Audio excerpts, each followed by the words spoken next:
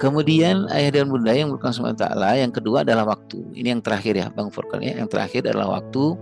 Luangkan waktu, bukan waktu luang gitu. Nah, meluangkan waktu itu memanfaatkan golden moment. Golden moment itu dengan dua cara, merebut dan merekayasa gitu ya. Jadi golden moment itu adalah momen yang biasa kita jadikan momen yang luar biasa di dalam kehidupan anak-anak kita. Dua polanya, merebut momen yang datang dari anak-anak atau merekayasa momen supaya momen itu menjadi momen yang golden moment. Uh, Kemudian saya ambil contoh nanti ya Bapak dan Ibu, ini contoh golden moment cara memanfaatkan waktu bersama anak yang berkualitas ya. Tadi kan kita kembali Bang Furqan ya, misalnya bapaknya jarang ketemu dengan anak gitu. Nah, golden moment ini sesuatu yang sangat penting.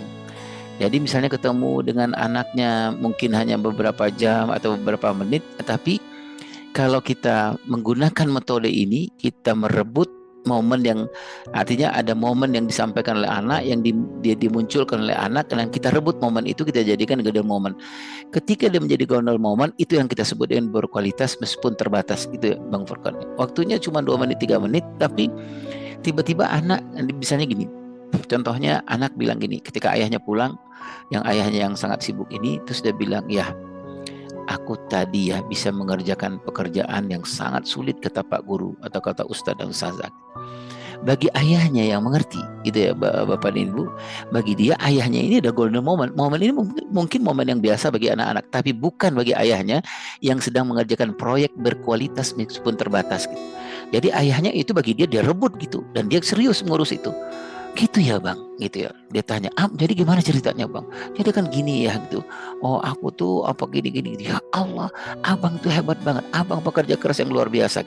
Sehingga pertemuan cuma 2 menit 3 menit gitu. Tapi anak-anak merasa bahwa oh aku itu di-wrapping oleh ayahku itu bahwa aku adalah anak orang yang bekerja keras gitu Bapak Ibu. Pertemuan cuma 2 menit Bang Furqan, 3 menit gitu.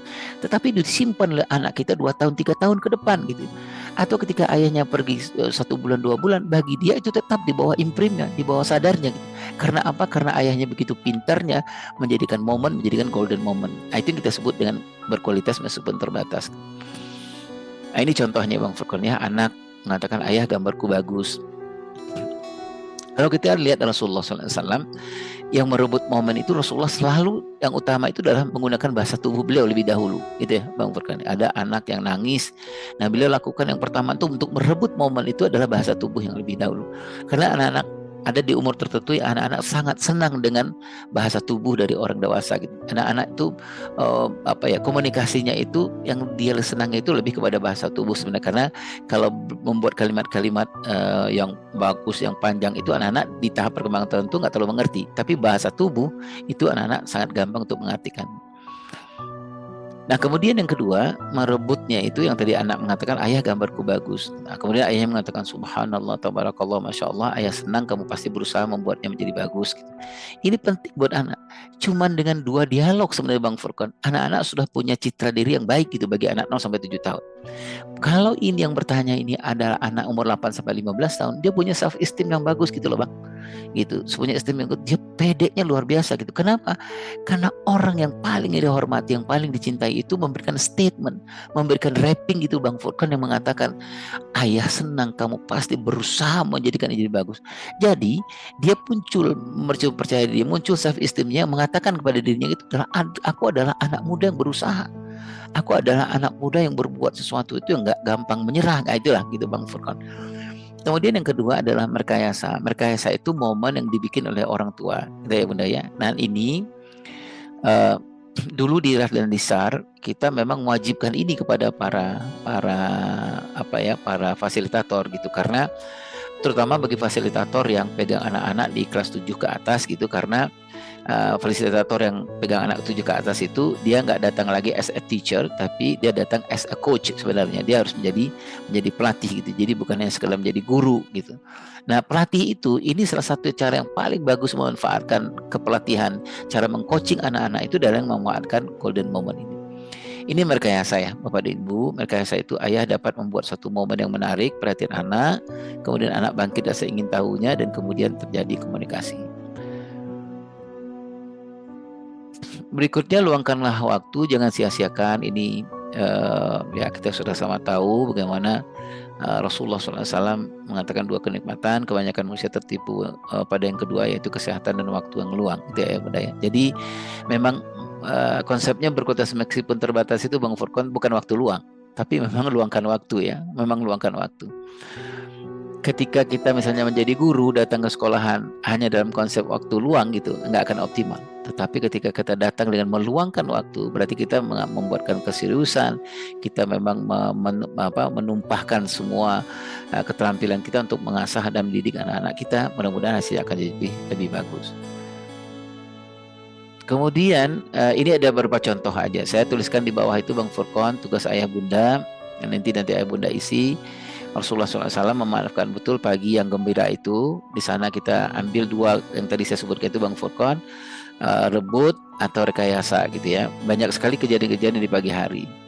Kemudian di siang hari juga banyak kejadian. Nanti misalnya tulis di bawah itu ibu dan bapak, apa golden moment yang akan dimanfaatkan. Misalnya makan siang gitu. Makan siang, anak makan siang dengan kita, terus tiba-tiba anak misalnya nggak ada diskusi dengan kita, Bang Furqan, dia diam, kita diam. Terus ini harus direkayasa gitu ya, harus direkayasa. Misalnya kita bilang, ya Allah abang, kenapa sih Mang gitu, ya Allah terus gitu.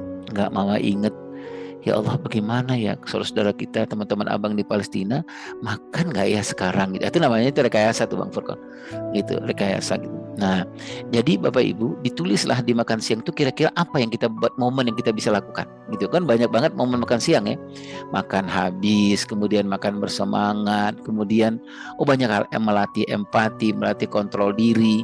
Ada anak yang pulang dari sekolah itu lapar banget gitu Bapak Ibu ya, lapar gitu, jatah orang dimakan juga sama jatahnya dia ya, jatah orang dia makan juga gitu. Nah, ini adalah latihan kontrol diri sebenarnya. Ini agak susah kita jadikan itu sebagai sebuah golden moment kalau kita nggak melakukan dua hal yang tadi, merebut dan merekayasa.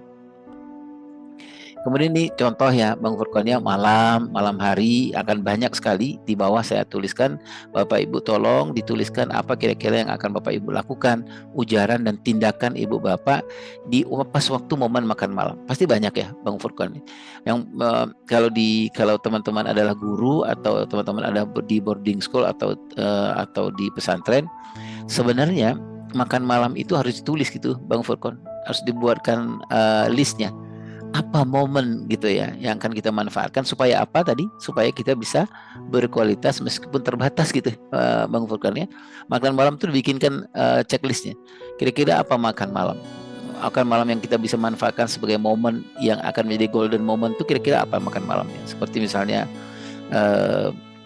apa ya, kita sampaikan kepada anak-anak gitu, kamu sudah berdoa sudah gitu, bagaimana nak kalau kita tambahkan doa untuk saudara-saudara kita di Palestina. Itu adalah golden moment gitu ya. Nah kemudian berdoa bisa dimanfaatkan, kemudian makan habis bisa dimanfaatkan, kemudian apalagi bertanggung jawab terhadap piringnya dan lain itu bisa dimanfaatkan, disiplin bisa dimanfaatkan. Baik ayah dan bunda yang berkah taala, ada naik kendaraan itu juga adalah banyak sekali momen yang kita bisa manfaatkan supaya kita bisa berkualitas meskipun terbatas. Saat makan bersama, kemudian sebuah momen jadi kenangan, ada kejadian-kejadian biasa yang bisa kita manfaatkan menjadi kenangan bagi anak-anak kita. Saat anak sedih, pasti nih ya Bapak dan Ibu, kita ngalamin di sekolah apapun di rumah, kita ngalamin ini. Sebenarnya Bapak dan Ibu, ketika anak sedih ini adalah saat yang paling hebat juga sebenarnya untuk menjadikan itu momen yang menjadikan golden moment bagi anak-anak, sehingga kita bisa masuk kepada terminologi yang tadi kita diskusikan, berkualitas meskipun terbatas. Saat anak sakit, saat anak berprestasi, saat liburan dan lain-lain. Itu kali Bang Furqan ya yang bisa saya sampaikan. Mudah-mudahan saya sesuai dengan jadwal ya, jadwalnya sudah pas 9 lebih dari 3 menit. Bapak Ibu yang berkah taala, berkualitas meskipun terbatas bisa gitu Bapak Ibu ya, gitu ya. Kenapa kita harus berkualitas? Karena memang amanahnya Allah gitu ya. Mau tidak mau kita bagi kepada anak-anak itu nggak bisa ada diskon gitu Bang Furqan. Karena anak itu harus 100% no discount gitu ya. Nah, bagaimana caranya berkualitas meskipun terbatas? Ada dua hal. Yang pertama, mau tidak mau kita harus cari ilmunya, sehingga kalau kita tahu ilmu tahap perkembangan, kita akan hadir dengan 4 cara hadir, gitu ya Bapak dan Ibu. Hadir secara biologis, kita tahu persis bahwa anak ada di umur-umur tertentu yang mau tidak mau harus hadir secara biologis. Kemudian kalau kita tahu ilmu tahap perkembangan, kita akan hadir secara psikologis. Kita harus tahu, kita karena tahu ilmu tahap perkembangan, kita akan hadir secara berkesabaran. Ada waktu-waktunya di anak-anak tahap perkembangan itu yang kita nggak bisa paksa. Yang keempat adalah kita kalau tahu ilmu tahap perkembangan, kita akan hadir secara berkesadaran. Kita sadar betul bahwa tahap ini Allah menghebatkan ini, Allah memberikan fasilitas ini yang harus kita lakukan. Tahap perkembangan tertentu Allah memberikan fasilitas ini harus kita lakukan. Kita harus sadar betul bahwa itu adalah kewajiban dan itu adalah hak bagi anak-anak kita. Wallahu a'lam bishawab. Mudah-mudahan ayah dan bunda bisa bermanfaat, terutama bagi saya sendiri. Wabillahi taufiq. Assalamualaikum warahmatullahi wabarakatuh. Waalaikumsalam warahmatullahi